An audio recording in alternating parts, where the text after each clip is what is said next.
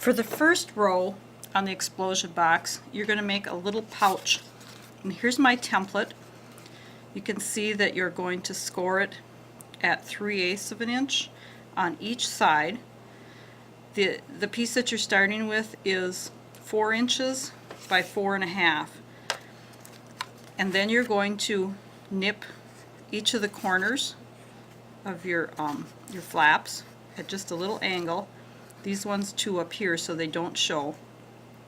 You're going to take a circle framelit and cut out a circle out of the top, a little smiley face, and then if you want to do some DSP on the front, that is going to be 1/4 inch smaller all the way around, and if you use the next bigger size circle framelit, it'll come out just perfect for your circle.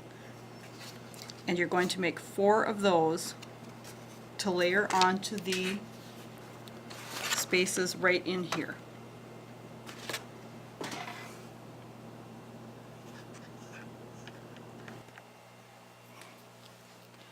Now when you cut out your circles for these, you're going to go down about 1 1/4 inch, 1.5 inches. I don't measure or use any certain point, and you're going to want to, but you're going to want to be like close to the edge here. So that's, I'm just showing you this as a suggestion. You can do whatever you want. And then when you cut your, if you're going to put a layer of designer series paper on the front of your card or your pocket, I'm not going to on this one, but if you were, you're going to take the next bigger framelit and then you would cut your designer series paper kind of from corner to corner so that you don't have to worry about those little tips up there, and it would fit right in there. See if I can show you on one that has that.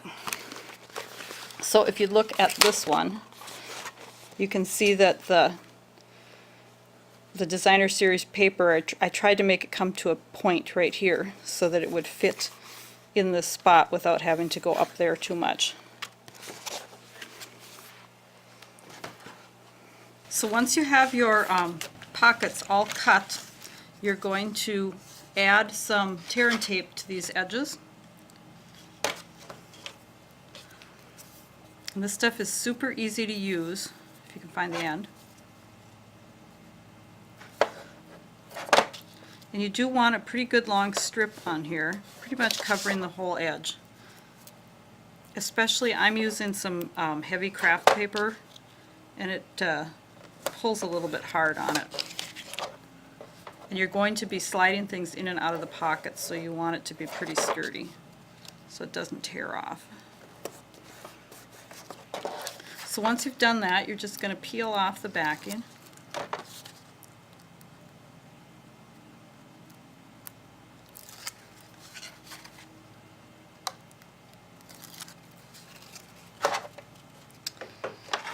And remember that they want to go up.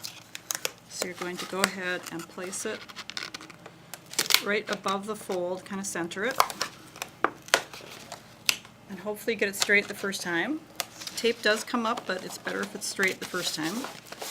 And remember to always burnish your tape really good, whether you're using tape runner or the tear and tape.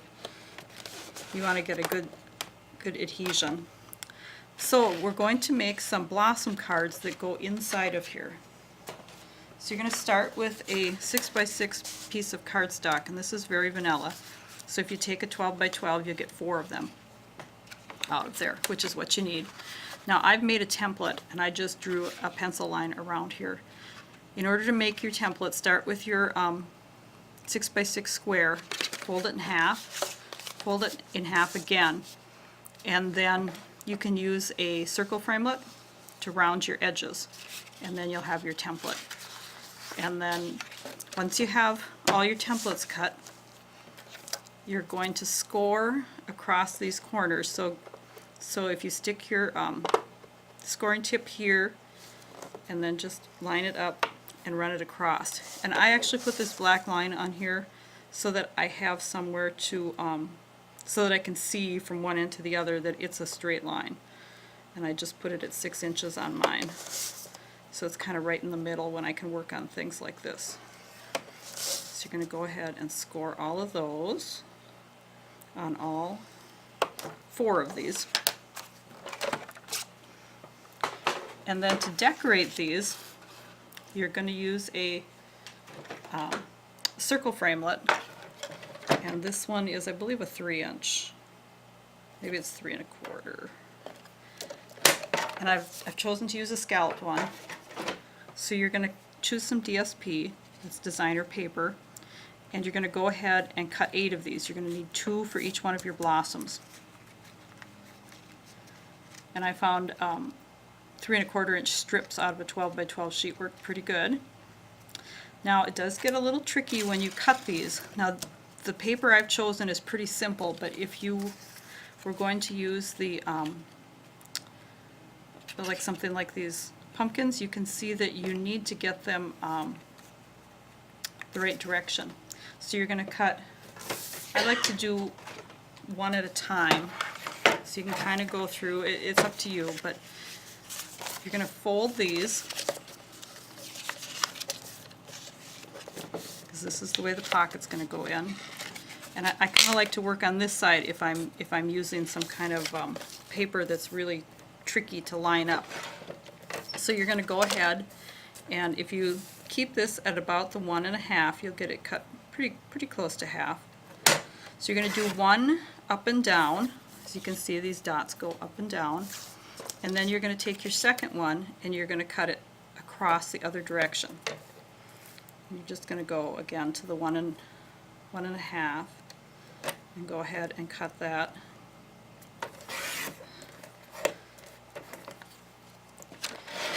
And then you're going to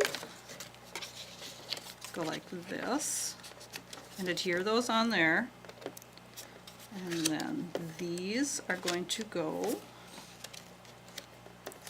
like this. And then when you do that, everything is going the same direction.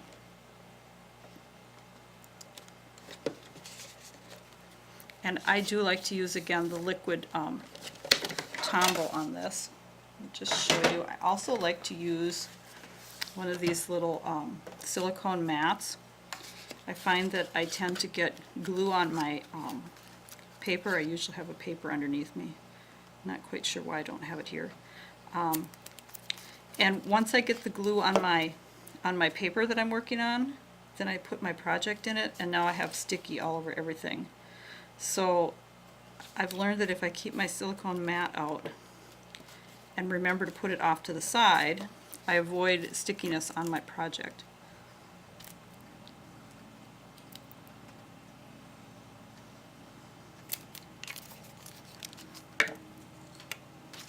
So you're just going to go ahead and adhere all of these.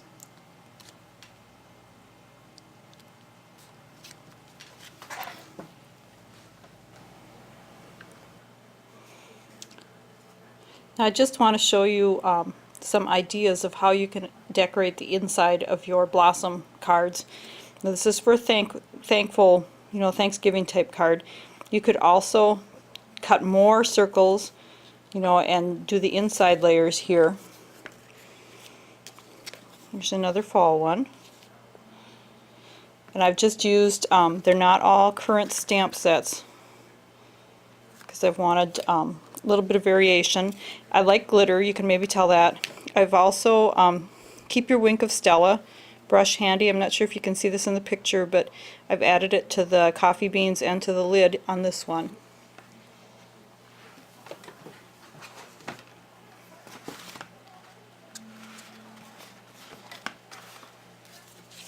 Now for the Halloween one, I'll show you what I've done on some of these.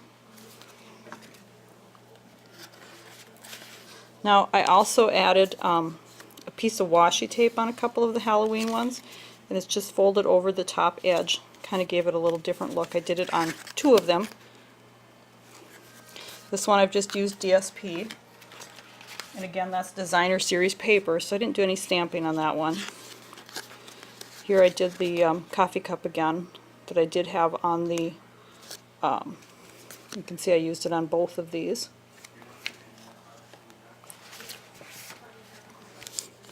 And here is my second one that has the DSP across the top. And here I've added an element of, with the corrugated dynamic impressions folder, so that's embossed, and then a little punch out of the cat there. So you can see there's all kinds of ideas. You know, I didn't have any ribbon down here, but I did think about running up to my room and getting some ribbon, because little bows or something, or a ribbon tied around some of these would add a little bit more, another element to them. So you can just go wild decorating these. You can easily see how this project could go for hours. Like I said, you could add more DSP in here, more stamping. You can just keep adding to it. It could become just a huge project. So hope you enjoyed this. Stay tuned for row 2.